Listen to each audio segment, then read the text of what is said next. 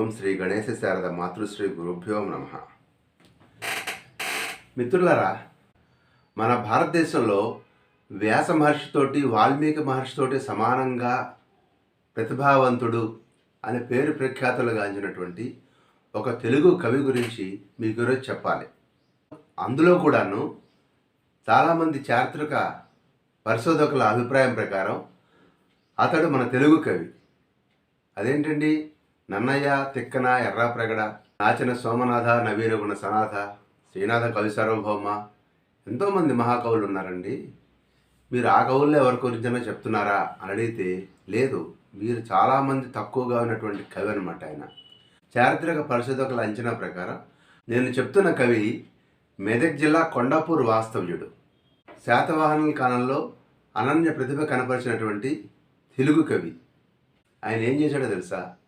7 లక్షల శ్లోకాలను తన రక్తంతో రాశాడు అని కూడా కొందరు చెప్తూ ఉంటారు. పెన్నులు లేవా, ఇంకులు లేవా? పెన్నులు ఇంకులు దొరకలేదు కాబట్టి రక్తంతో రాశాడు. అవునా? ఏమిటా గ్రంథం? ఇప్పుడు ఎక్కడుంది? అతడు రాసినటువంటి గ్రంథాల్లో 7 భాగాలకు 6 భాగాలను తిరిగి ఆయన అగ్నికి ఆహుతి ఇచ్చాడు. ఇదేంటండి మళ్ళీ కొత్త ట్విస్ట్? తెలుగు కవి అంటున్నారు, వాల్మీకి వ్యాసాలతో సమానుడు అంటున్నారు, 7 లక్షల శ్లోకాలు రాశారంటున్నారు, రక్తంతో రాశాడంటున్నాడు. తీరా చూస్తే 6 భాగాలు అగ్నికి ఆహుతి ఇచ్చాడండి అంటున్నారు. ఆయనకన్నా పిచ్చా లేకపోతే మనకి పిచ్చా? లేదండి. మన మెదక్ జిల్లా కొండాపూర్ వాస్తవ్యుడిగా చెప్పబడేటువంటి గుణాఢ్యుడు అనే కవి శాతవాహనుల కాలంలో బృహత్ కథ, బృహత్ అంటేనే పెద్దది, బతుకమ్మ అనే పేరు ఎట్లా వచ్చింది? బృహత్ అనే పదం నుంచి వచ్చిందే బతుకమ్మ. అంటే బృహత్ అంటే చాలా పెద్దది అని అర్థం. బృహత్ కథ అంటే చాలా పెద్ద గ్రంథము, 7 లక్షల శ్లోకాలు. మహాభారతంలో ఎన్ని శ్లోకాలు ఉన్నాయండి? ఇవేను 24,000 శ్లోకాలతో వ్యాస మహర్షి రాస్తే అది 1,00,000 శ్లోకాలకు ఎక్స్పెండ్ అయింది. కాలక్రమేణా ఉపకథలతోటి ఇతర విషయాలతోటి దాన్ని అందులో చేరటం ద్వారా 1,00,000 శ్లోకాల గ్రంథం అయింది మహాభారతం. అలాంటిది 7 లక్షల శ్లోకాల గ్రంథం అంటే మహాభారతం కంటే పెద్ద గ్రంథం అనమాట. ప్రపంచంలోనే అతి పెద్ద గ్రంథం ఏది అంటే మహాభారతం. మహాభారతానికి 7 రెట్ల గ్రంథం రాశాడంటే అసలు మామూలు విషయమా? చాలా అద్భుతమైనటువంటి విషయంగా మనం చెప్పుకోవాలి. అసలు ఆయన రక్తంతో రాయటం ఏమిటి? తిరిగి తన గ్రంథాన్ని తన అగ్నికి ఆహుతి చేయటం ఏంటండి? అసలు ఏంటి కథ ఏంటి అని అడిగితే మనం కథలోకి వెళ్దాం. అది క్రీస్తు శకం 60 ప్రాంతం, అంటే సుమారుగా 2,000 సంవత్సరాల క్రితం జరిగినటువంటి ఒక కథ. ఈ యొక్క క్రీస్తు శకం 60 ప్రాంతంలో శాతవాహన రాజులు పరిపాలిస్తున్నారు ఆంధ్ర తెలంగాణ ప్రాంతాన్ని. వాళ్ళు దాదాపు 400 సంవత్సరాల పాటు పరిపాలించారు. వాళ్ళల్లో కవివత్సల అనే బిరుదు పొందినటువంటి హాల చక్రవర్తి పరిపాలిస్తున్నటువంటి కాలం. ఈ హాల చక్రవర్తి తర్వాతి కాలంలో గాథా సప్తశతీసారం అని ఒక పుస్తకం రాశాడు. గాథా సప్తశతీసారం అంటే 700 కథల యొక్క సమాహారం. అది గాథ అంటే కథ, సప్తశతి 700 అది అనమాట. అయితే ఇది కూడా గుణాఢ్యుడి నుంచే తీసుకొని రాశాడా అనేది మనం తర్వాత మాట్లాడుకుందాం. ఏదేమైనప్పుడు కూడా ఈ హాల చక్రవర్తి యొక్క సంస్థానంలో 2 గొప్ప కవులు ఉండేవాళ్ళు. ఒక ఆయన పేరు శర్వవర్మ, ఇంకొక ఆయన పేరు గుణాఢ్యుడు. వీళ్ళు ప్రాకృతంలోనూ సంస్కృతంలోనూ స్పెషలిస్టులు అనమాట. ప్రాకృతం, సంస్కృతం, ఇక్కడే మనం ఒక విషయం చెప్పుకోవాలి. ఇప్పుడు తెలుగు, ఇంగ్లీష్ ఎలాగో అప్పట్లో ప్రాకృతం, సంస్కృతం అట్లాగనమాట. అంటే సంస్కృతం అనేది పాష్, ఓ మై గాడ్ అంటే ఇంగ్లీష్ మీడియం, ఓరి దేవుడా అంటే తెలుగు మీడియం. అప్పట్లో ప్రాకృతం మీడియం, సంస్కృతం మీడియం అనమాట. సంస్కృతం తెలిసిన వాళ్ళు కొంచెం స్టైల్గా ఉండేవాళ్ళు, స్టైల్ కొడుతూ ఉండేవాళ్ళు. ప్రాకృతం వాళ్ళు లోకల్ అనమాట, పక్కా లోకల్. ఇది మోడల్. ఈ మోడల్లో అయితే వీళ్ళు అటు దేశ భాషల్లో కానివ్వండి, ఇటు సంస్కృతంలో కానివ్వండి, ప్రాకృతంలో కానివ్వండి, వీళ్ళు అనన్యమైనటువంటి పాండిత్యం సంపాదించారు. అయితే రాజుగారు మాత్రం తెలుగు మీడియం స్కూల్లో చదివాడు. ఓకే, అందువల్ల హాల చక్రవర్తి ఎవరైతే ఉన్నారో ఆయన ప్రాకృతంలో స్పెషలిస్ట్, కవి కూడాను. కానీ ఆయనకు సంస్కృతంలో పెద్ద పట్టేమీ లేదు. అయితే ఊరుకున్నవాడు ఊరుకోకుండా ఇంగ్లీష్ మీడియం అని పెళ్లి చేసుకున్నాడు. ఇంగ్లీష్ మీడియం అంటే ఇక్కడ సంస్కృత మీడియం వైపుని పెళ్లి చేసుకున్నాడు. ఆ భార్యను పెళ్లి చేసుకున్న తర్వాత ఆటాపాట, గానా భజన నడుస్తోంది. ఒకరోజు రాజుగారు, రాణి గారు స్విమ్మింగ్ పూల్లో స్విమ్మింగ్ చేస్తున్నారు. చుట్టూ పరిచారకులు ప్లేట్లు పట్టుకుని నిలబడి ఉన్నారు. ఏం కావాలంటే అది అందించింది. టవల్స్ పట్టుకొని, ఇంకొకళ్ళు ఏదో సుగంధ ద్రవ్యాలు పట్టుకొని, ఇంకొకళ్ళు ఫుడ్ ఐటమ్స్ పట్టుకొని చుట్టూ ఉంటారు. తెలుసు కదా, సినిమాలలో చూస్తుంటాం, కథల్లో వింటుంటాం. సరే రాజుగారు రాణిగారు అలా చేస్తున్నప్పుడు రాజుగారు సరదాగా సరసం ఆడబోతూ రాణిగారితోటి ఆవిడ మీదకి నీళ్లు కొడుతున్నాడు. ఇట్లా ఇట్లా నీళ్లు ఆవిడ మీద కొడుతున్నాడు.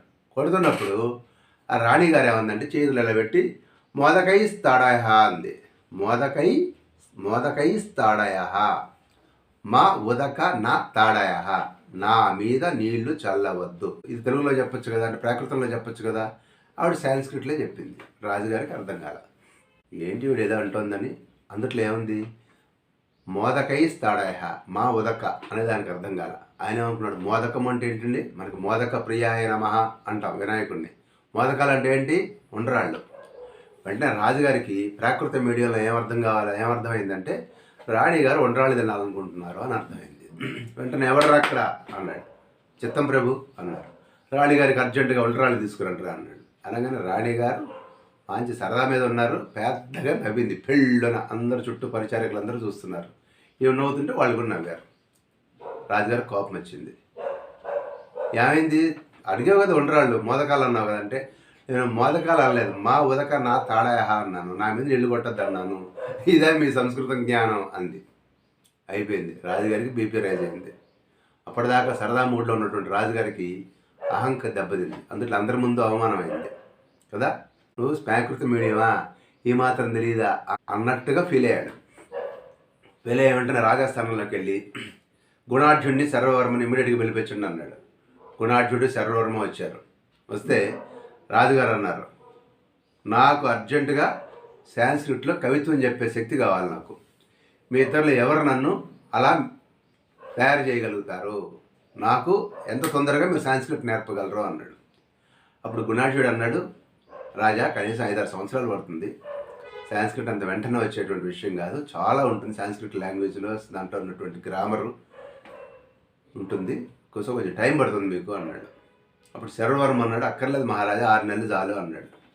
గుణాఢ్యుడు అన్నాడు, ఏంటి 6 నెలలు సరిపోతుందా సాంస్క్రిట్ నేర్పడానికి, అంటే చేసిన వాళ్ళందరూ పిచ్చోళ్ళ, ఇట్ ఈజ్ ఇంపాసిబుల్ మహారాజా, 6 సంవత్సరాలు పడుతుంది మీరు సాంస్క్రిట్లో కవిత్వం చెప్పాలంటే అన్నాడు. ఇక్కడ ఎవరు తక్కువ కాలం టైం చెప్పారు, శర్వవర్మ. శర్వవర్మ 6 నెలలు నేర్పుతారన్నాడు. అప్పుడు రాజుగారును ఈ ఇద్దరు కవుల మధ్యలో ఒక డిస్కషన్ నడిచింది. గుణాఢ్యుడు ఏమన్నాడంటే శర్వవర్మతో, నువ్వు 6 నెలల్లో ఆయనకు గనక సంస్కృతం నేర్పగలిగితే నేను దేశం వదిలిపెట్టి వెళ్ళిపోతాను అన్నాడు. సరే, ఫస్ట్ ఛాన్స్ ఎవరికి ఇవ్వాలి, ఇక్కడ తక్కువ పీరియడ్ ఇచ్చింది ఎవరు, శర్వవర్మ. సో ఫస్ట్ శర్వవర్మకి 6 నెలలు టైం ఇవ్వబడింది. ఈ 6 నెలల్లో రాజుగారు సంస్కృతంలో కవిత్వం రాయగలిగితే గుణాఢ్యుడు దేశం వదిలిపెట్టి వెళ్ళిపోవాలి. ఓకే, లేదంటే శర్వవర్మ దేశం వదిలిపెట్టి వెళ్ళిపోవాలి. ఇది కండిషన్. 6 నెలలు. అప్పుడు లెర్న్ సాంస్క్రిట్ ఇన్ 180 days అని ఒక పుస్తకం రాశాడు. ఎవరు, శర్వవర్మ. అంటే సంస్కృతం 180 రోజులు, 6 నెలలు కదా టైం ఇచ్చింది. సో 6 నెలల్లో సంస్కృతం నేర్చుకోవటం ఎలా, దాన్నే కాతంత్ర వ్యాకరణము అన్నారు. ఆ పుస్తకం పేరుని కాతంత్ర వ్యాకరణము అన్నారు. అందులో చక్కగా మన రెప్యుటెక్స్ ఇంగ్లీష్ స్పీకింగ్ కోర్సు లాగా 30 రోజులకి లాగా దాన్ని చక్కగా విభజన చేసి 6 నెలలకి సరిపడా రాజుగారికి సాంస్క్రిట్ నేర్పే విధంగా సిస్టమేటిక్గా సాంస్క్రిట్ వ్యాకరణ పుస్తకాన్ని రాశాడు ఈ యొక్క శర్వవర్మ.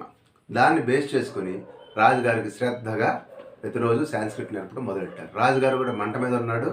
అందువల్ల కసిగా పట్టుదలగా ఎక్స్ట్రా వర్క్ చేసి మొత్తానికి 6 నెలల్లో రాజుగారు కవిగారు అయిపోయారు.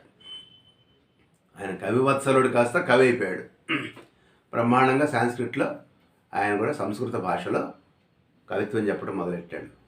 అప్పుడు పందెం ఏంటి, 6 నెలల్లో శర్వవర్మ ఎప్పుడైతే రాజుగారికి సంస్కృతం నేర్పాడో ఇక దాంతో గుణాఢ్యుడు సంస్కృతంలో కానీ ప్రాకృతంలో కానీ నేను కవిత్వం చెప్పడానికి లేదు, దేశ బహిష్కారం జరిగింది. ఇది కొంతమంది 7 సంవత్సరాలు అంటారు, కొంతమంది 12 సంవత్సరాలు అంటారు. ఏదేమైనా సుదీర్ఘకాలం పాటు గుణాఢ్యుడు సంస్కృత ప్రాకృతాల్లో కవిత్వం రాయకుండా ఉండే విధంగా దేశ బహిష్కరణకు గురయ్యాడు. ఆ విధంగా దర్బార్ వదిలిపెట్టి ఈ శర్వవర్మ బయటికి వెళ్ళాడు. ఇక్కడ 2 కథలు ప్రచారంలో ఉన్నాయి. ఒకటి, ఆయన అడవులోకి వెళ్ళి తపస్సులాగా జీవితం సాగిస్తున్న రోజుల్లో శివుని భూతగణంలో ఉన్నటువంటి కాణభూతి అనేటువంటి ఒక సభ్యుడు ఇతనికి పరిచయం అయ్యాడు.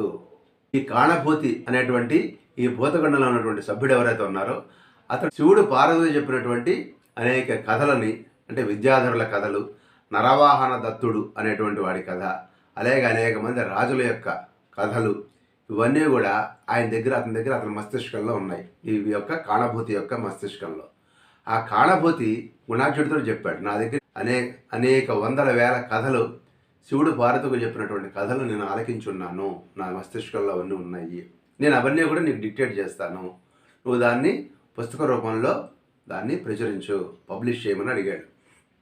అప్పుడు సరే, నేను ప్రాకృతము సంస్కృతం వాడను కాబట్టి ఈ యొక్క భూతగణం ఏదైతే శివుని భూతగణం వాడేటువంటి పైశాచి భాష, నువ్వు వాడేటువంటి పైశాచి భాష ఏదైతే ఉందో, నువ్వు మాట్లాడే పైశాచి భాష ఏదైతే ఉందో అదే భాషలో నేను ఈ కథలన్నీ కూడా రాసుకుంటాను అన్నాడు. ఎవరు? గుణాఢ్యుడు.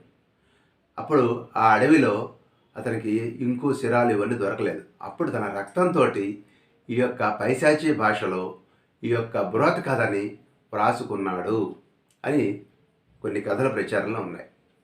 ఆయన రక్తంతో రాశాడా, సిరాతో రాశాడా? రాసింది మాత్రం 7 లక్షల గ్రంథాలు, 7 లక్షల శ్లోకాల గ్రంథం. అది మాత్రం తక్కువగా అంచనా లేదు కదా. దేంతో రాస్తే ఏంటి, రాసిన మాట వాస్తవం కదా. ఇది ముఖ్యమైన పాయింట్. ఆ విధంగా ఆయన 7 లక్షల శ్లోకాల మహాగ్రంథాన్ని రాసుకుంటూ వచ్చాడు.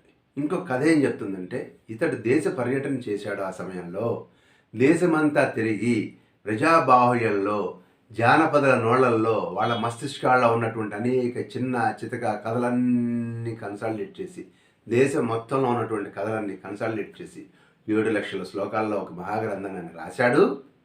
ఆ విధంగా దేశం తిరిగాడు, కన్సాలిడేషన్ చేశాడు. ఆ యొక్క కథల పుస్తకాలను, బండిల్స్ని ఎడ్ల బళ్ళలో వేసుకుంటే కవిగారు ముందు పోతూ ఉంటే వెనకాల బళ్ళు పోతూ ఉండే వరుసగా కట్టల కట్టల తాళపత్ర గ్రంథాలతోటి అని కూడా చెప్తూ ఉంటారు. ఏది అయినప్పుడు కూడా ఈ యొక్క గుణాఢ్యుడు ఈ విధంగా, కొంతమంది 7 సంవత్సరాలు అన్నారు, కొంతమంది 12 సంవత్సరాలను కూడా చెప్తూ ఉంటారు. ఏదైనా కానీ 7 నుంచి 12 సంవత్సరాల మధ్యకాలంలో ఈ గుణాఢ్యుడు దేశమంతా పర్యటన చేసి బళ్ళకి పుస్తకాలను ఎత్తి అవన్నీ కూడా తీసుకుని ఊరూరా తిరుగుతూ కథలన్నీ సేకరించి ఫైనల్గా తన యొక్క గడువు తీరిన తర్వాత తిరిగి తన రాజ్యానికి వచ్చాడు. దేవుడి దేవల్ల అప్పటికే హాల చక్రవర్తి పరిపాలిస్తూ ఉన్నాడు. మన యొక్క సర్వవర్మ కూడా ఉన్నాడు.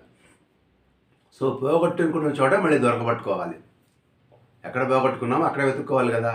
ఇప్పుడు గుణాఢ్యుడికి ఆ రోజున అవమానం జరిగింది. దాన్ని కాంపెన్సేట్ చేయాలంటే ఇదిగోండి, నేను ఇంత మహాగ్రంథాన్ని రాశాను అని చెప్పుకుంటే ఆయనకు సాటిస్ఫాక్షన్. అందులో ముఖ్యమైనటువంటి విషయం ఏంటంటే, ఆ రోజుల్లో ఏ కవికైనా అతనుకున్న ఏకైక రికగ్నిషన్కి సంబంధించినటువంటి ఆపర్చునిటీ ఏంటి అంటే రాజుగారే. ఆ యొక్క రాజు కవులను ఆదరిస్తే, కవిత్వాన్ని ఆదరిస్తే ఆటోమేటిక్గా పేరు, ధనము, సాటిస్ఫాక్షన్ 3 వచ్చేవి. ఇప్పుడు ఆ యొక్క రాజ్యంలో ఆ రాజుగారు కనుక దాన్ని ఆదరించే మనిషి కాదనుకోండి, అది నిరుపయోగంగా పడి ఉంటుంది. శ్రీకృష్ణదేవరాయల కాలం ఉంది. శ్రీకృష్ణదేవరాయల కాలంలో కవులు అష్టదిగ్గజాలు ఉన్నారు ఆయన ఆస్థానంలో. ఆ రోజుల్లో ప్రతివాడు కవేట, ప్రతివాడు కవిత్వం చెప్పేవాడు. అంటే ఒకళ్ళని మించి ఒకళ్ళు కవిత్వం చెప్పేవాళ్ళు. ఎక్కడి నుంచి వచ్చింది ఆ మోటివేషన్ అంటే రాజుగారి దగ్గర నుంచి వచ్చింది. రాజుగారు దాన్ని ఆదరిస్తాడు కాబట్టి మనం కూడా అదే రకమైనటువంటి విద్యని ప్రదర్శించేందుకు ప్రయత్నం చేస్తారు ప్రజలు కూడా. అదేవిధంగా ఔరంగజేబు కాలంలో అన్ని నిషేధం జరిగింది. సో ఔరంగజేబు కాలంలో ఇది తగ్గిపోతుంది. శ్రీకృష్ణదేవరాయల కాలంలో ప్రతివాడు మోటివేట్ అయ్యి కవిత్వం చెప్పడం మొదలెడతాడు. అంతే.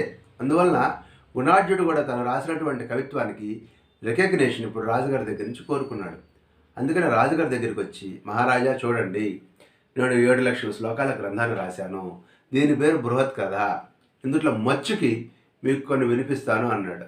రాజుగారు చాలా రోజులు అయిపోయింది గుణాఢ్యుడిని చూసి, పెద్దగా ఇంట్రెస్ట్, మోటివేషన్ లేదు, ప్రేమ లేదు. అందుట్లో ఆయన కూడా రాజుగారు కూడా కొత్తగా చాలామంది ఫ్రెండ్స్ అయి ఉంటారు, కొత్త కవులు వచ్చి ఉంటారు రాజ్యంలోకి. ప్లస్ రాజుగారు కూడా ఇప్పుడు 2 భాషల్లోనూ కూడా కవిత్వం చెప్తున్నాడు. ఇప్పుడు కొత్తగా గుణాఢ్యుడిని అంతగా ఆదరించాల్సినటువంటి పరిస్థితులు ఏమున్నాయి? అందుకని రాజుగారు చాలా రిలక్టెంట్గా ఏది ఇంట్రెస్ట్ లేనట్టుగా చెప్పండి అన్నాడు. గుణాఢ్యుడు పుస్తకం తీసి అనగనగనగనగా అని కథలు చెప్తున్నాడు. రాజుగారు ఏమి ఇంట్రెస్ట్ చూపించట్లా. ఈయన చెప్తూ ఉంటే ఆ మధ్యాహ్నం భోజనంలోకి ఏం చేస్తున్నారు, వంకాయ కూర, దోసకాయ పప్పు అని అడుగుతున్నాడు. ఈయనేమో కథ చెప్పుకుంటున్నాడు. ఈయనేమో పక్కాడితో ఆ మంత్రులను పిలుస్తున్నాడు. ఏంటి శిష్యులు, ఏమైంది ఇవాళ, అదేం జరిగింది, ఇదేం జరిగింది అంటున్నాడు. గుణాఢ్యుడు అవమానం ఫీల్ అవుతున్నాడు. కొంతసేపు అయ్యేసరికి గుణాఢ్యుడికి అర్థమైంది, రాజుగారు కావాలనే తనను నిరాదరిస్తున్నారు, రాజుగారు కావాలనే తనను నిరాదరిస్తున్నారు అని అర్థం చేసుకున్నాడు. వెంటనే మళ్ళీ తను తెచ్చినటువంటి తాళపత్రాలు కట్టలు కట్టుకున్నాడు. రాజుగారు కామ్గా ఊరుకున్నాడు. నేను బయలుదేరి వెళ్ళిపోయాడు, సభలోంచి బయటికి వెళ్ళిపోయాడు. రాజుగారు కూడా ఆపకపోయేసరికల్లా గుణాఢ్యుడికి చాలా దుఃఖం వచ్చింది. ఇన్ని సంవత్సరాలు నేను అవమానం పొందిన చోట తిరిగి పురస్కారం పొందాలని నేను వస్తే రాజుగారిని నిరాదరించారు, నన్ను కనీసం వెనక్కి వచ్చినప్పుడు ఆపలేదు, నాకు ఏ విధమైనటువంటి విలువ లేని సందర్భంలో, నాకు కానీ నా గ్రంథానికి కానీ ఎలాంటి విలువ లేని ఈ లోకంలో నేను ఇప్పుడు ఏం చేయాలి? నేను ఆత్మహత్య చేసుకోవాలి, లేదా నేను సంపాదించిన గ్రంథాలను తగలబెట్టాలి. షార్ట్ టెంపర్, మొమెంటరీ డెసిషన్స్ అంటారు చూసారా, మొమెంటరీ డెసిషన్స్. నేను 10-12 సంవత్సరాల పాటు కష్టపడి ఈ గ్రంథం రాశానే, ఈ రాజుగారు కాదు ఇంకో రాజుగారు, ఈ రాజ్యం కాదు ఇంకో రాజ్యం అని ఆలోచించగలగాలి గుణాఢ్యుడు. కానీ గుణాఢ్యుడు ఏం ఆలోచించాడు? తన అవమానం ఒకటే ఆలోచించాడు. ఈ అవమానాన్ని దేని మీద చూపించాడు? గ్రంథం మీద చూపించాడు. ఒకసారి పుస్తకం రాసిన తర్వాత అది అతని హక్కు కాదు, అది సరస్వతీదేవి వరప్రసాదం, అది నేచర్, అది భగవంతుడు ఇచ్చినటువంటి ఒక అద్భుతమైనటువంటి అవకాశం. నువ్వు అవకాశాన్ని వినియోగించుకుని ఒక అద్భుతమైనటువంటి మహాగ్రంథాన్ని రాశావు. రాసిన తర్వాత నీది కాదు ఆ గ్రంథం, అది సమాజానికి, ప్రజలది. అది ఆలోచించలేకపోయాడు గుణాఢ్యుడు. సింపుల్గా దాన్ని తీసుకెళ్ళి అడవులోకి వెళ్ళిపోయి అక్కడ ఒక పెద్ద హోమగుండం పేల్చాడు. హోమగుండం పేల్చి ఒక్కొక్క తాటియాగు వంక చూసి కన్నీళ్లు కారుస్తూ ఆ యొక్క అగ్నిహోత్రంలో వేయటం మొదలెట్టాడు. ఇలా ఒక్కొక్కటి అగ్నిహోత్రంలో వేస్తూ కావ్య హోమం అంటారు దాన్ని, కావ్యాన్ని హోమం చేస్తున్నాడు. సర్పహోమం విన్నాము, లేదా రకరకాల హోమాలు విన్నాము, కానీ ఈ కావ్య హోమం ఈయనే చేశాడు స్పెషల్గా. చేసి ఆ యొక్క అగ్నిహోత్రంలో వేస్తూ ఉంటే మంటలు ఆకాశానికి అంటుకుంటున్నాయి. ఈయన బళ్ళు ఉన్నాయి కదా గ్రంథాలు, ఒక్కొక్కటి తీసి వేస్తూ ఉన్నాడు కసి కొద్దీ. ఆ వేస్తూ ఉన్నప్పుడు అడవిలో ఉన్నటువంటి పశుపక్షాదులన్నీ కూడా చుట్టూ జరిగి కళ్ళనీళ్ళు పెట్టుకున్నాయని కూడా చెప్తారు. ఆ విధంగా చాలా దురదృష్టకరమైనటువంటి ఆ సన్నివేశం జరుగుతూ ఉన్న సందర్భంలో రాజుగారికి ఇన్ఫర్మేషన్ వెళ్ళింది.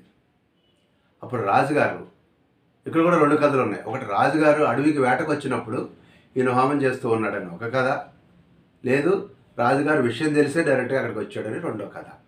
ఏదైనప్పుడు కూడా రాజుగారు అడవిలోకి వచ్చాడు. ఎక్కడ జంతువులు లేవు అడవిలో, జడువులో ఉన్న జంతువులన్నీ ఈ చుట్టూ చేరున్నాయన్నమాట హోమానికి దగ్గరలో. చేరి కన్నీళ్ళు కారుస్తున్నాయట. అప్పుడు ఈ గుణాఢ్యుడు అప్పటికే 7 భాగాలకు గాను 6 భాగాల బృహత్ కథని అగ్నికి ఆహుతి చేసేసాడు. చేసి చివరిలో ఇంకొక పార్ట్ మిగిలింది.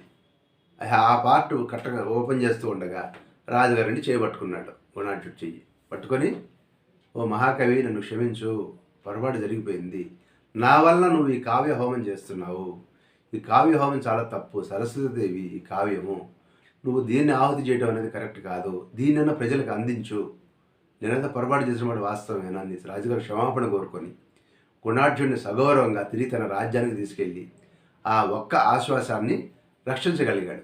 చివరికి ఆ 7వ ఆశ్వాసం ఒక్కటే మనకి మిగిలిపోయింది. దీనికి సంబంధించినటువంటి అనేక పార్ట్లు దేశంలో అక్కడక్కడ లభిస్తూ ఉంటాయి.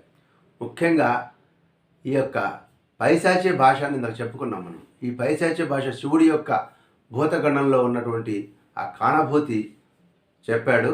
వాళ్ళు ఈ యొక్క శివుడి యొక్క భూతగణంలో వారు ఈ భాషను వాడేవారని చెప్తారు మీరు కదా. కానీ నిజానికి గుజరాత్ ప్రాంతంలోనూ మధ్య భారతదేశంలో కూడా ఈ పైశాచ్య భాష అప్పట్లో వాడుకలో ఉండేదని చెప్తారు. కొంతమంది ఏం చెప్తారంటే ఈ పైశాచ్య భాష తెలుగుకి పూర్వరూపము. ఇప్పుడు ఆ రోజుల్లో ప్రాకృతమే కదా వాడారు, తెలుగు లేదు అప్పటికి. సో పైశాచ్య భాష ఏదైతే ఉందో అది తెలుగు యొక్క పూర్వరూపం అని కొంతమంది చెప్తే, కొంతమంది మధ్య భారతంలోనూ గుజరాత్లో కచ్ ప్రాంతంలోనూ ఇతర ప్రాంతాల్లో కూడా ఈ పైశాచ్య భాష అప్పట్లో ప్రచారంలో ఉండేదని కూడా చెప్తారు.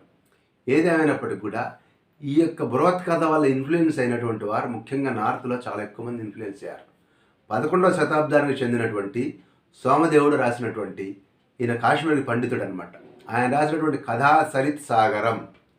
అదేవిధంగా కాశ్మీర్లో ఇంకొక ఆయన ఉన్నాడు, ఆయన పేరు క్షేమేంద్రుడు. ఈ క్షేమేంద్రుడు రాసినటువంటి బృహత్ కథా మంజరి అనేటువంటి 2 పుస్తకాలకి, అంతేకాకుండా విక్రమ బేతాళ కథలు, మన విక్రమార్కుడు బేతాళ కథలు చెప్పుకుంటూ ఉంటాం. మన చందమామ కథల్లో కూడా చాలా కాలం వచ్చేవి, కొన్ని ఒరిజినల్స్, కొన్ని కల్పితాలు. ఏదైనప్పటికీ తర్వాత పంచతంత్ర కథలు, విష్ణు శర్మ రాసినటువంటి పంచతంత్ర కథలు, ఇలాంటి ఎన్నో గ్రంథాలకు మూల గ్రంథంగా బృహత్ కథను చెప్తారు. బృహత్ కథ అనేక కథలకి మూలమైంది. ఇప్పుడు మహాభారతం ఎలాగో అనేక రకాలైనటువంటి కావ్యాలకు మూలమవుతుందని మహాభారతంలో ఎట్లాగైతే చెప్పారో, అలాగే బృహత్ కథ కూడా ఆ తర్వాతి కాలంలో అనేక కథలకు కథా సంపుటులకు కూడాను మూల గ్రంథంగా మారింది ఆ బృహత్ కథ. ఆ బృహత్ కథ నుంచి నేను చెప్పినట్టుగా కథా సరిస్సాగరం, బృహత్ కథా మంజిరి, అదేవిధంగా ఆల చక్రవర్తి రాసినటువంటి గాథా సప్తశతీ సారము, ఇలా పంచతంత్ర విక్రమ వేతాళ కథలు, కాశీమజలి కథలు, ఇలాంటి ఎన్నో కథలకు ఈ బృహత్ కథ మూలంగా చెప్తూ ఉంటారు. ఏదేమైనప్పుడు కూడా యుగయుగాలు గడిచినా కూడాను ఆ మహాగ్రంథం మేజర్ పార్ట్ దగ్ధమైపోయినప్పుడు కూడా ఆ ఆలోచనలు ఈ నేచర్లో తిరుగుతూనే ఉండి తర్వాతి కాలంలో కొత్త కొత్త గ్రంథాలుగా కొత్త కొత్త ఆలోచనలతోటి కొత్త కొత్త కథారూపాలతోటి మళ్ళీ మళ్ళీ మన నుంచే పుట్టుకొస్తూ ఉన్నాయి. కథ మీకు నచ్చినట్లయితే తప్పకుండా మీ కామెంట్స్ రూపంలో తెలియజేయండి. మీ యొక్క మిత్రులకు కూడా షేర్ చేయండి. స్వస్తి.